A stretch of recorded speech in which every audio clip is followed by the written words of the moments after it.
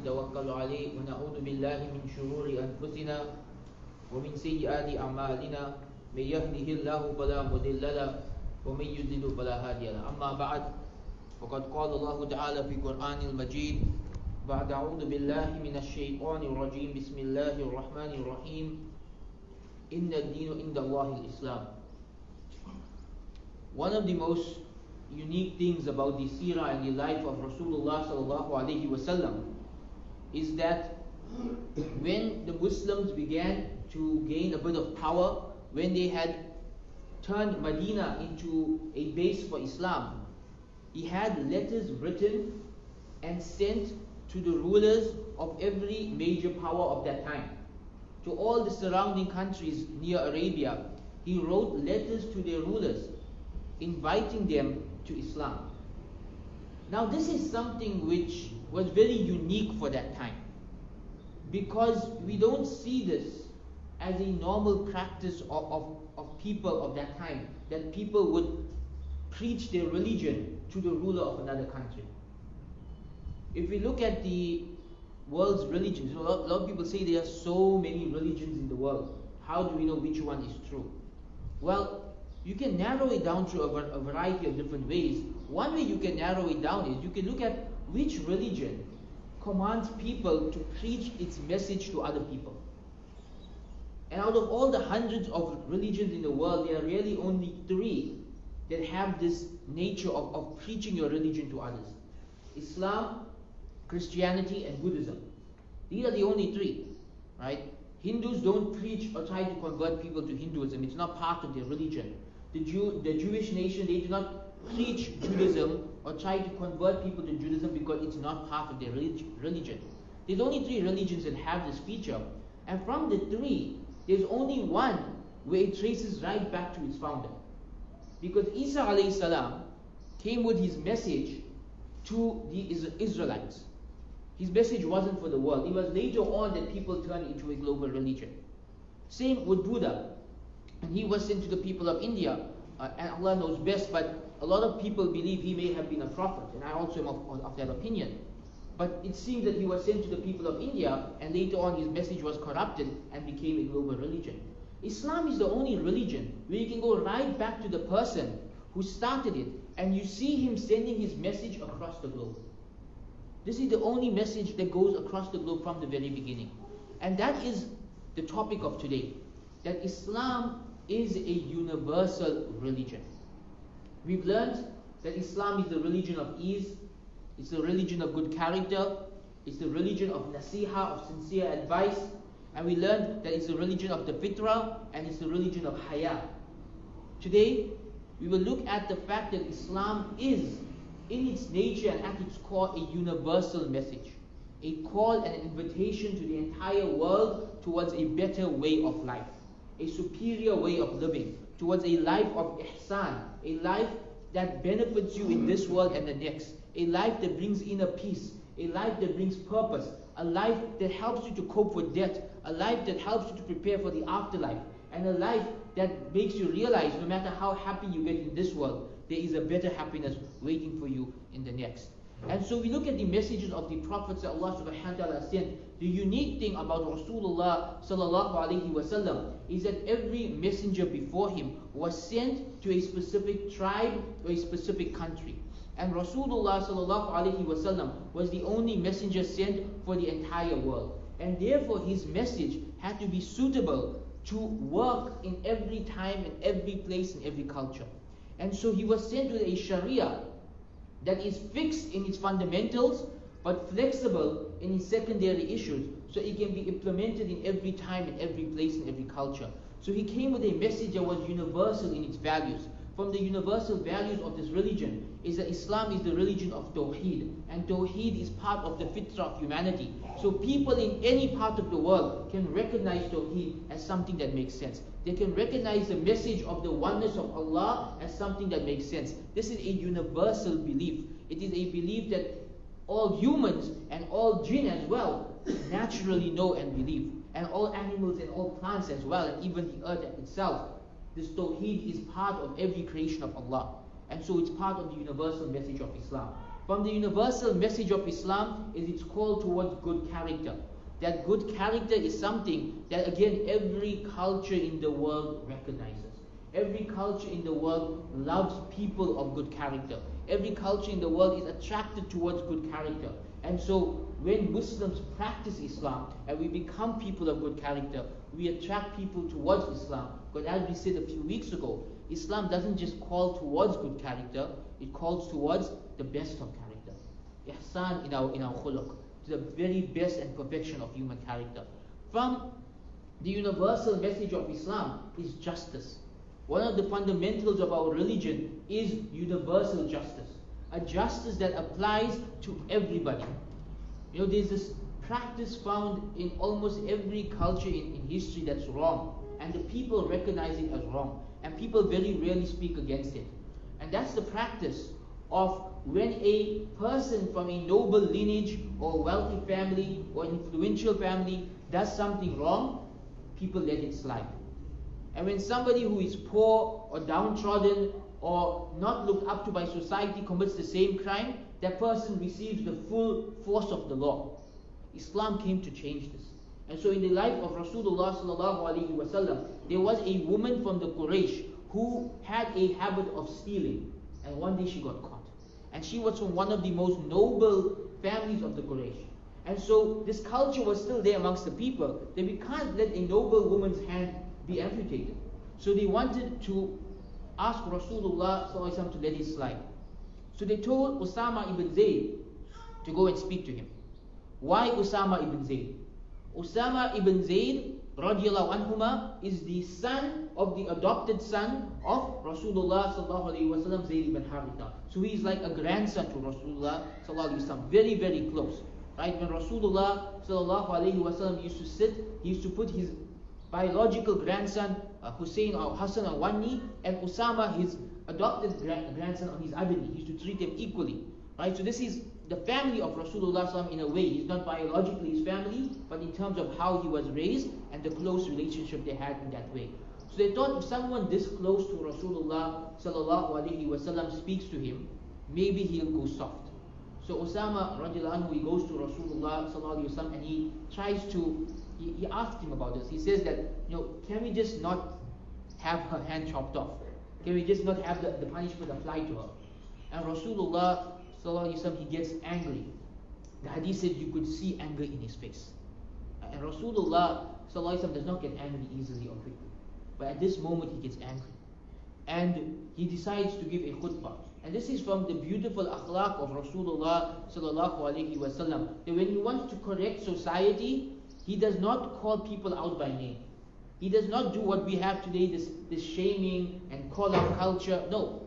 He gives a generic khutbah where he addresses the point so everybody gets the message without anyone getting embarrassed. And he gives a khutbah and he says, what is wrong with people? The nations before you were destroyed because when noble people did something wrong, they let it go. And when the poor people did something wrong, they applied the law to them. He said, even if my own daughter Fatima had to steal, we would apply the law to her. This is the universal justice of Islam. Doesn't matter who commits the crime. Doesn't matter who they're related to. Doesn't matter what their lineage is. Doesn't matter how pious they are. When someone does something wrong, justice is carried out. And so this is something that attracted people towards Islam in the early days. So Islam is a universal religion. And we see this today also in the fact that it is and it remains, despite what people are saying, the fastest growing religion in the world. Where approximately 24% of the world now follows Islam. And inshallah, within our lifetimes, we'll see it grow to be the majority religion of the world. What attracts people towards Islam? Well, one can say one of the reasons that Muslims are growing so fast is that we have more children than anybody else. And that's true, right? So alhamdulillah, it's actually a hadith where the Prophet ﷺ told us to do that. He said, have a lot of children so we can be many in number on the Day of Judgment. So that is part of it. But also people convert to Islam all the time. Many of my teachers, many of my friends, many of my students are people who were born into other ways of life and they converted to Islam. And all of them were attracted to the universal message of Islam. And so one of the things I want us to take home from this, one of the points I want us, the practical point I want us to take from all of this is for us to make da'wah a part of our lives, in whichever way we can. Islam is a universal religion, and our job as the ambassadors of Islam is to make sure the message reaches as many people as possible. Now, whether people accept the message or not is between them and Allah. Our job is to get the message out there through our character, through our lifestyles, through our contributions to society, through the way we represent Islam in our speech, in our manners, in our actions, and in speaking to people directly as well. Get the message of Islam out there to your neighbors, to your friends, to the people you work with. It doesn't have to be in a preachy way. Sometimes it can be as simple as being a practicing Muslim in their environment. Be the practicing Muslim in their environment. I know some people in our community who are so good at this that if they have to move out of their neighborhood, their non-Muslim neighbors will cry because they say that the person with God's blessing is coming upon us because this person's our neighbor. They see this in the person, they feel it in the person. Why? Because these people represent the values of Islam and how we treat our neighbors. And so we believe Islam is a universal religion. It is a message meant for all of mankind, and a message that's applicable in every time and every place and every culture, and a message that someone who is seeking the truth sincerely from any background will be able to recognize the beauty of Islam, to embrace Islam, to find inner peace in Islam, and to be able to live a purposeful, happy life because of Islam. Our job is to get that message out there, to get that message to the people, to let people see the beauty of Islam in our actions, in our lifestyles, and in our speech. May Allah make us from those who are means of guidance for others and rightly guided. May He make us from those through whom others embrace Islam, and may He make us from those who on the Day of Judgment, we don't just get our good deeds, but we get the good deeds of many, many, many others who were influenced towards Allah through us. Wa akhiru da'wana alhamdulillahi rabbil alameen.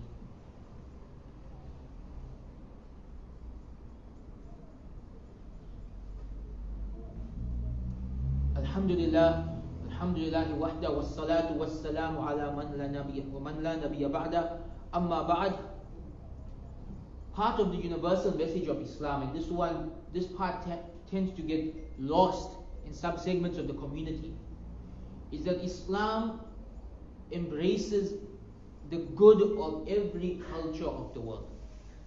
And Islam didn't come to enforce a specific culture upon humanity. And we see this in different parts of the world, different cultures where became part of Islam, or that Islam kind of evolved around their cultures in different parts of the world. So for example, if you had to go to Turkey, or to Malaysia, or to Saudi Arabia, you will find that the cultures of these three lands are very different, but very Islamic. Right? Very different, but very Islamic. In that, when you go to the average person's house, you will see things like the Islamic culture of how to treat a guest, the Islamic culture of how to treat your neighbors, the Islamic culture of focusing on morality and modesty. But the way it manifests itself is different in every place and every time. And this got lost somehow when our forefathers migrated to this land. When our forefathers migrated to this land, we kind of lost this point. Instead of embracing the culture of this land and becoming Muslims within this culture, one of the mistakes people made was to try and force foreign cultures, to be specific and blunt, Indian culture, upon others in the name of Islam. And so it's very important that we understand and we differentiate between what is Islam and what is culture. Not so that we reject culture, but we learn to accept the different cultures of the world, and we learn to understand that Islam accommodates all cultures, as long as we're looking at the good of the culture and not the bad. And so we have a principle in our religion, right? This is a principle that governs a large portion of our fiqh. That principle is called al-adat muhakkama. The local culture is the deciding factor. And what this principle means is that the people of a specific culture, their practice of Islam will be according to that culture. And when they move to another culture, likewise their practice of Islam may change according to that culture. Not in the fundamentals never change, but in the details. I'll give you a few examples so you understand what do I mean by what changes and what doesn't change. What doesn't change? We pray 5 times a day. That doesn't matter what culture, time or place you live in. You pray 5 times a day. right? We cover our aura. For a man, that's from his navel to his knees. For a woman, it's everything except her face and hands. We cover our aura. That doesn't change, right? What do you use to cover your aura? Do you have to wear a thobe? Do you have to wear a kurta? Can you wear a shirt and pants? All of that is cultural. All of that is allowed. You dress according to your culture. You dress according to the time, the place, the occasion. Allah has left that flexible, right? What doesn't change? Our morality. Zina will always be haram, right? All forms of zina will always be haram. What changes? The details of the practicality, right? So for example, Islam teaches us that the husband and wife have rights upon each other. Very interestingly, the Quran doesn't spell out what the exact rights are. Right? It simply says, وَعَاشِرُهُنَّ بِالْمَعْرُوفِ. Treat your wife well according to your culture. So the Quran, imagine if the Quran said, you have to give your wife 100 gold coins every month. Right? And then time goes by, and now we live in a time when nobody works with gold coins, and 100 gold coins has a lot of value today, right? It would be very impractical. But instead, the Quran came with a simple guidance. Treat your wife well according to your culture. What does that mean? How much money does a man need to spend on his wife every month? It depends on his culture, where he's from, his economic level, how much he's earning, how much people of his economic level in his country are expected to spend on their wives. Right? It depends from different lands to different families to different tribes to different neighborhoods. Allah left it flexible. So we shouldn't try and constrict it. Whether it's the way we dress, whether it's the treatment of our family members, whether it's how we run our businesses. This is part of business law in Islam as well. A large portion of Islamic business law is dependent on culture. Simple example, right? Who provides transportation? Does the buyer provide the transportation, or does the seller provide transportation? It's usually left up to culture. Islam doesn't dictate it. It leaves it up to culture. So the point I'm trying to get to is that sometimes we mix our religion and culture to a level that we get confused what is what. And then when we're doing da'wah to people, instead of calling them towards Allah, we call them towards our culture.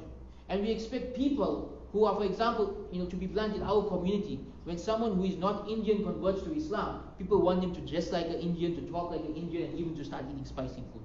Right? That's not Islam. Let people be. Islam is universal in the sense that all of it is fine, in this sense, right? That you dress according to your culture as long as your aura is covered. You eat according to your culture as long as the food is halal. Right? You speak the language of your culture. It's all acceptable. Don't try to force culture upon people in the name of Islam. And you will find that if we go towards calling people towards Allah instead of calling them towards our culture, Islam will spread a lot faster. I really believe one of the reasons why Islam is not spreading in South Africa as fast as it should is because we are preaching our culture to people instead of preaching the message of Allah to people. And if we learn to differentiate culture from Islam and just preach to people what they need to hear about the oneness of Allah, about the fitrah, about the justice and the morality and the modesty of Islam, and we leave the culture aside, we leave them to follow their own cultures, a lot more people will flock towards Islam because they will recognize the universal values of Islam. And this is what will attract them towards the message of Islam, through which they too will find peace, through which they too will find the pleasure of Allah subhanahu wa ta'ala and the best of both worlds. And we end by asking Allah to grant us all the best of both worlds. Allahumma aj'alna hadiya mahdiya. Rabbana atina fid dunya hasana wa fil akhirati hasana wa qina adhaban nar. Rabbana hab lana min azwajina wa dhurriyyatina qurrata a'yun waj'alna lil muttaqina imama. Subhana rabbil izzati amma yasifun wa salamun ala al mursalin walhamdulillahi rabbil alamin. Aqimis salat.